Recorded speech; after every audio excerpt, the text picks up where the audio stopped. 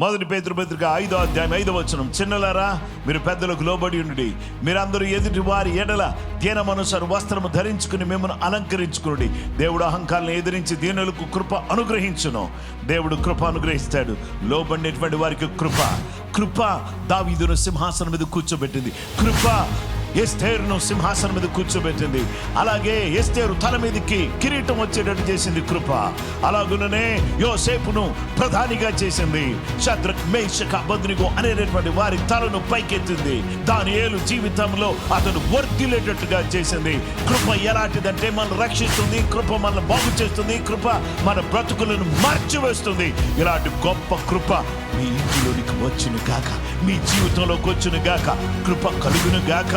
ఎప్పుడైతే విధేయత మనలో కనబడుతుందో వెంటనే కృప మన మీదకి వస్తుంది. దేవునికి స్తోత్రం. నోవా కృప పొంది ఆ యొక్క జల ప్రళయం తప్పించుకున్నట్లుగా మనం చూస్తున్నాం.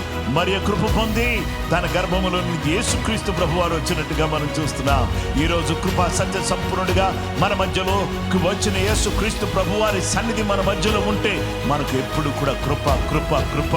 అందుకనే పౌలు గారితో అంటున్నాడు, నా కృప నీకు చాలు.